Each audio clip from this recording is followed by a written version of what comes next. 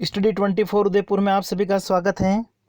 आज के इस वीडियो में हम व्यक्तित्व के निर्धारक या व्यक्तित्व को कौन कौन से कारक या तत्व निर्धारित करते हैं, प्रभावित करते हैं, डिटर्मिनेंट्स ऑफ पर्सनैलिटी। तो आज हम इस टॉपिक के बारे में डिस्कस करेंगे। सबसे पहले अगर हम पर्सनैलिटी व्यक्तित्व की बात करें तो व्यक्तित्व का मतलब किससे होता है? एक तरह से तो किसी व्यक्ति या बालक का जो रंग रूप कद किस प्रकार का है, लंबाई किस प्रकार की है, उसकी जो शारीरिक संरचना है वो किस प्रकार की है, और शारीरिक संरचना के साथ साथ में उसका व्यवहार जो है वो किस प्रकार का है, उसकी जो भाषा है वो किस प्रकार की है, मृदुभाषी है या नहीं है। इसका मतलब व्यक्तित्व की जब हम बात करते हैं तो किसी व्यक्ति के जीवन के जो विभिन्न पक्ष होते हैं, चाहे वो शारीरिक संरचना हो गई है या फिर उसकी जो सामाजिक संरचना हो गई है, सांस्कृतिक संरचना हो गई है, विभिन्न प्रकार के जो ये पक्ष होते हैं, कहने का मतलब ये है कि किसी व्यक्ति का व्यक्तित्व जो होता है वो अनेक कारकों या अनेक तत्वों का समग्र रूप होता है। तो व्यक्ति के व्यवहार का अध्ययन एक तरह से किसके माध्यम से किया जाता है? व्यक्तित्व के माध्यम से किया जाता है। अब किसी व्यक्ति का जो व्यक्तित्व है वो किस प्रकार से होगा, तो उसके ऊपर बहुत सारे तत्वों का प्रभाव पड़ता है। कुछ मनोवैज्ञानिक मानते हैं कि व्यक्ति का जो व्यक्तित्व होता है वो केवल जैविक कारकों से प्रभावित होता है, वंशानुक्रम से प्रभावित होता है, जबकि कुछ मनोवैज्ञानिक कहते हैं कि व्यक्ति का जो व्यक्तित्व होता है वो एक तरह से जो वातावरण संबंधी कारक हैं उससे प्रभावित होता है। तो इस तरीके से हम अगर देखें विस्तृत रूप में तो व्यक्तित्व जो होता है वो जैविक कारकों के ऊपर भी निर्भर करता है और वातावरण संबंधी जो कारक होते हैं इनके ऊपर भी निर्भर करता है। तो इन दोनों से सम्मिलित रूप के जो कारक हैं उनके बारे में आज हम डिस्कस करेंगे। सबसे पहले अगर हम जैविक कारकों की बात करें, ठीक है, जैविक कारकों में कौन कौन से कारक आते हैं? वंशानुक्रम से संबंधित, जिसको हम आनुवांशिकता भी कह सकते हैं, हेरिडिटी, या एक व्यक्ति है उसका स्वास्थ्य जो है वो किस प्रकार का है, व्यक्ति का जो शारीरिक गठन है वो किस प्रकार का है, व्यक्ति की जो शारीरिक संरचना है वो किस प्रकार की है, अंतःस्रावी ग्रंथियां जो होती हैं वो किस प्रकार की हैं। तो ये सारे कारक जो होते हैं वो कौन से हैं? जैविक कारक होते हैं जो व्यक्तित्व को निर्धारित करते हैं। इसके अलावा वातावरण संबंधी कारक जैसे प्राकृतिक कारक भी हो सकते हैं, सामाजिक कारक भी हो सकते हैं, सांस्कृतिक कारक भी हो सकते हैं। तो ये जो विभिन्न कारक होते हैं इनके बारे में हम डिस्कस करेंगे, या इनको हम सम्मिलित रूप में देखें तो हम कह सकते हैं कि वंशानुक्रम हो सकता है, या बालक जहाँ रहता है, व्यक्ति जहाँ रहता है वहाँ का सामाजिक वातावरण किस प्रकार का है, व्यक्ति जहाँ रह रहा है वो परिवार है, परिवार के जो सदस्य होते हैं, सांस्कृतिक वातावरण है, विद्यालय हैं, संवेगात्मक विकास हो सकता है, मानसिक योग्यता और रुचि हो सकती हैं, उसकी शारीरिक संरचना हो सकती हैं। ये बहुत सारे कारक होते हैं जो व्यक्तित्व को निर्धारित करते हैं। तो बारी बारी से इनको हम डिस्कस करेंगे। सबसे पहले अगर हम जैविक कारकों की बात करें तो जैविक कारक में जैसे वंशानुक्रम है, और वंशानुक्रम या आनुवंशिकता क्या होती हैं? ऐसे गुण जो लोगों में अपने माता पिता या अपने जो पूर्वजों से प्राप्त होते हैं, जैसे कि रंग रूप, उसकी जो बनावट है शारीरिक संरचना की, उसकी जो मानसिक क्षमता है या बुद्धि जो है वो पूर्वजों की तरह ही अगर होती हैं, तो ये एक तरह से किसको दर्शाता है? व्यक्तित्व का कौन सा गुण है? वंशानुक्रम। ठीक है, वंशानुक्रम का मतलब क्या हो गया? व्यक्तित्व के ऐसे गुण जो व्यक्ति अपने माता पिता या अपने पूर्वजों से प्राप्त करता है, और ये गुण जो होते हैं वो सामान्यतः किस तरह के होते हैं? अपने पूर्वजों की तरह ही होते हैं। तो ये एक तरह से किसको दर्शाते हैं? वंशानुक्रम। तो व्यक्तित्व जो होता है वो वंशानुक्रम से भी प्रभावित होता है। फिर उसके बाद में दूसरा जो कारक वो है स्वास्थ्य है, कि व्यक्ति का अगर स्वास्थ्य अच्छा होगा तो इस स्थिति में उसका जो व्यक्तित्व है वो अच्छा होगा, क्योंकि जब व्यक्ति का स्वास्थ्य अच्छा होगा तो वो समाज में अन्य व्यक्तियों से संपर्क कर पाएगा, और जब अन्य व्यक्तियों से वो संपर्क कर पाता है तो सामाजिक कार्यों की जो रुचि होती है वो तभी बढ़ेगी। तो व्यक्ति का जब स्वास्थ्य स्तर अच्छा होता है तो उसकी जो रुचि होती है वो सामाजिक कार्यों की ओर अग्रसर होती हैं, और जो उसके अच्छे व्यक्तित्व को दर्शाता है। तो स्वास्थ्य संबंधी संबंधी जो कारक होते हैं वो भी एक तरह से व्यक्तित्व को निर्धारित करते हैं। उसके बाद में जैसे शारीरिक गठन जो होता है, शारीरिक संरचना है, वो भी एक तरह से व्यक्तित्व को प्रभावित करती हैं। शारीरिक गठन या शारीरिक संरचना का मतलब क्या है कि जो व्यक्ति हैं उसकी लंबाई किस प्रकार की है, उसके बाल किस प्रकार के हैं, उसका जो चेहरा है उसका नक्शा किस प्रकार का है एक तरह से, ठीक है, उसकी आंखें कैसी हैं, उसके बाल कैसे हैं, उसकी बनावट, शारीरिक संरचना जो होती है,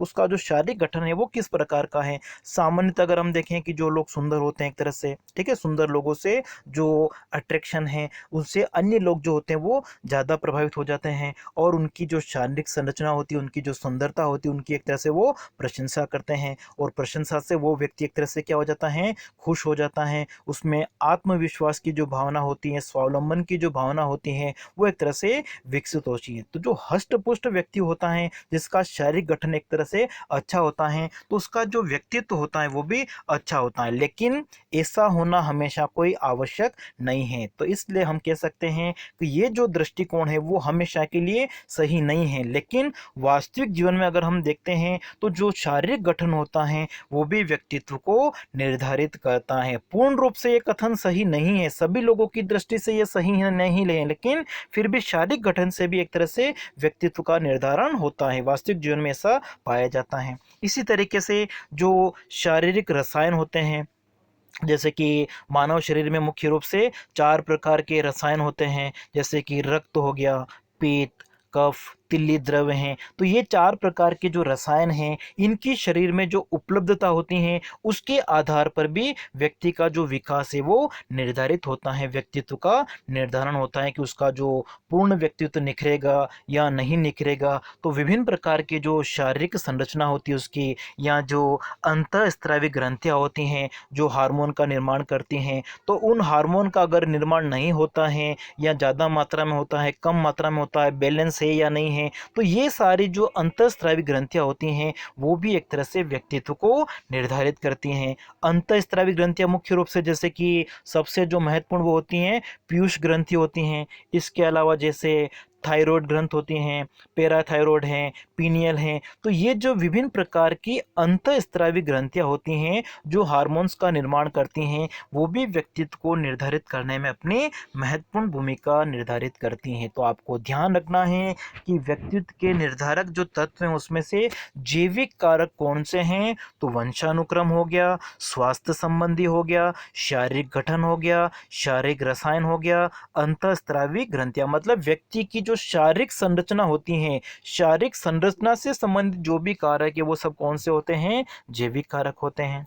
इसके अलावा कुछ मनोवैज्ञानिक वो मानते हैं कि जैसे कि बुद्धि है, रंगरूप होता है, लिंग होता है, ये जो कारक होते हैं वो भी व्यक्तित्व को निर्धारित करते हैं। अब देखिए वातावरण संबंधी कौन कौन से कारक हैं उनको हम देख ले सकते हैं। जो हमारा जो पर्यावरण है, ठीक है, पर्यावरण का मतलब हम व्यक्ति जहाँ पे रहता है उसके आसपास का जो वातावरण होता है वो भी व्यक्तित्व को निर्धारित करता है। और वातावरण संबंधी कारकों में जैसे प्राकृतिक कारण हो गया, ठीक है, प्राकृतिक कारण का मतलब व्यक्ति जहाँ पे रहता है वहाँ की जलवायु किस प्रकार की है। जैसे ठंडी जलवायु होती है वहाँ पे गोरे लोग होते हैं, जहाँ पे गर्म जलवायु होती है वहाँ पे काले लोग होते हैं। तो इनकी जो प्रकृति होती है, उनका जो व्यवहार होता है वो एक तरह से इस जलवायु से, इन प्राकृतिक कारकों से भी प्रभावित होता है। तो ये जो वातावरण संबंधी कारक होते हैं वो भी व्यक्तित्व को निर्धारित करते हैं। इसी तरीके से सामाजिक कारक भी होते हैं। व्यक्ति जहाँ पे रहता है, जिस समाज में रहता है,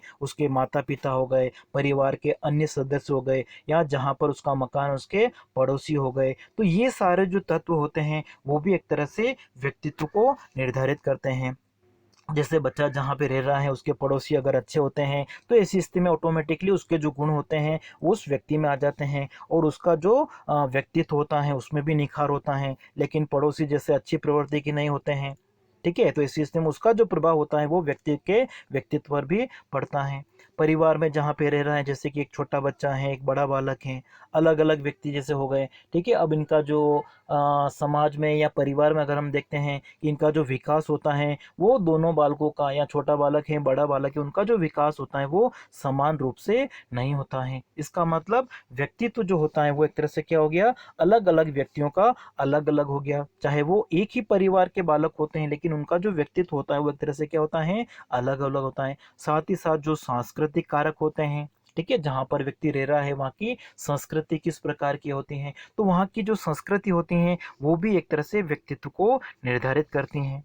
ठीक है, जैसा कि हमने वंशानुक्रम के बारे में पढ़ा था कि वंशानुक्रम का मतलब क्या होता है, ऐसे गुण, ठीक है, जो उसके माता पिता से या उसके जो पैतृक पूर्वज जो होते हैं उनसे प्राप्त होते हैं। चाहे वो शारीरिक संरचना से संबंधित हो सकते हैं, व्यक्ति की मानसिक योग्यता से संबंधित हो सकते हैं, संवेगात्मक हो सकते हैं, या व्यावसायिक शक्तियां जो प्राप्त होती हैं, ये सारे गुण एक तरह से क्या होते हैं, वंशानुक्रम होते हैं। तो जैसे डॉक्टर का बेटा है, ठीक है, अगर वो पढ़ाई करके वो भी डॉक्टर बन जाता है, तो ये एक तरह से किसको दर्शाता है, वंशानुक्रम को। अध्यापक का बेटा पढ़ाई करके अध्यापक बन जाए, इंजीनियर का बेटा इंजीनियर बन जाए, बिजनेसमैन का बच्चा बिजनेसमैन बन जाए, तो ये एक तरह से जो व्यावसायिक शक्तियां होती है वो किसको दर्शा रही हैं, वंशानुक्रम को। लेकिन हमेशा ऐसा होना कोई आवश्यक नहीं है कि जो डॉक्टर का बेटा है वो डॉक्टर ही बने, वो अध्यापक भी बन सकता है, इंजीनियर भी बन सकता है, बिजनेसमैन भी बन सकता है। लेकिन व्यक्तित्व जो होता है वो एक तरह से वंशानुक्रम से भी प्रभावित होता है। इसी तरीके से वातावरण,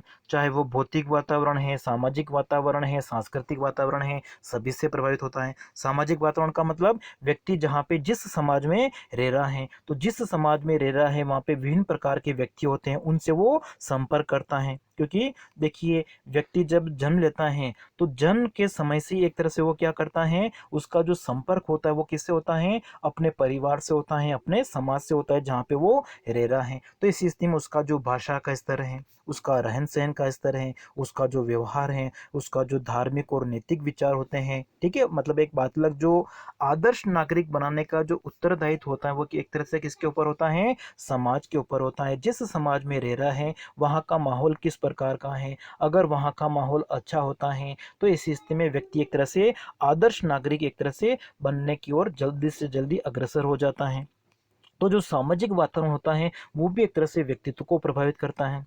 फिर बच्चा जहाँ पे रह रहा है, ठीक है, परिवार एक तरह से है, क्योंकि बच्चे की जो प्रथम पाठशाला वो एक तरह से किसको मानी जाती है, परिवार को मानी जाती है। तो परिवार से जब वो प्रारंभिक शिक्षा ग्रहण करता है वहाँ से वो एक तरह से प्रेम की भावना है, सुरक्षा की भावना है, स्वतंत्रता की भावना है, आत्मनिर्भरता, साहस की भावना, ये सारे जो गुण होते हैं वो बालक में कहाँ से आते हैं, परिवार से आते हैं। और परिवार के द्वारा जब इन गुणों को वो हासिल करता है, और इनको पूरा किसके माध्यम से करता है, जिस समाज में वो रह रहा है उस सामाजिक वातावरण से वो प्रभावित होता है।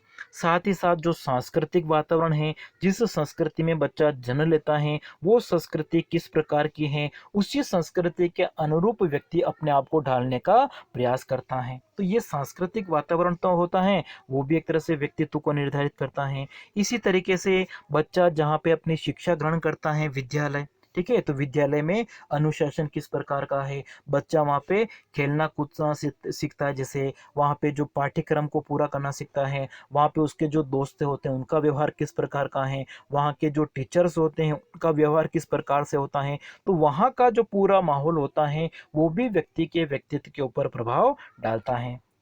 इसी तरीके से संवेगात्मक विकास जो होता है, इमोशनल, मतलब बालक जहाँ पे रह रहा है वहाँ का वातावरण किस प्रकार का है, अगर वहाँ पे अनुकूल वातावरण होता है तो इस स्थिति में बालक जो होता है अपने संवेगों के ऊपर नियंत्रण हासिल करना सीख जाता है। तो अनुकूल वातावरण अगर मिलेगा तो संवेगात्मक विकास तेजी से होता है। इसी तरीके से बालक की जो मानसिक योग्यता होती हैं, जो उसकी रुचि होती हैं, वो भी एक तरह से व्यक्तित्व को प्रभावित करती हैं। बच्चा जिस काम में रुचि रखता है अगर वो उसी काम को करता है तो उसमें वो जल्दी से सफल हो जाता है। जैसे आज के टाइम में अगर हम देखते हैं तो एक पेरेंट्स की इच्छा होती है कि उनका बेटा डॉक्टर बन जाए, इंजीनियर बन जाए, लेकिन ऐसा होना हमेशा कोई संभव तो नहीं होता है। हर एक का बच्चा जो है डॉक्टर इंजीनियर नहीं बन सकता है, ठीक है। उनकी जो रुचि होती है, बच्चों की जो रुचि होती है, उनकी जो योग्यता होती है उसी के अनुसार अगर उनको काम दिया जाता है तो उसमें वो जल्दी सफल हो जाते हैं। अगर उनके ऊपर किसी प्रकार का कोई काम थोपा जाता है तो हो सकता है कि वो उससे पूरा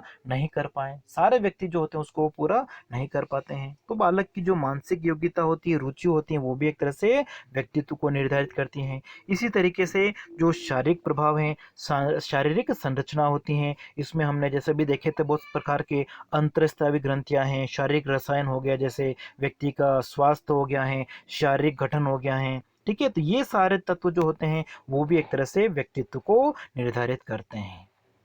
तो आज के वीडियो में हम इतना ही पढ़ेंगे। धन्यवाद।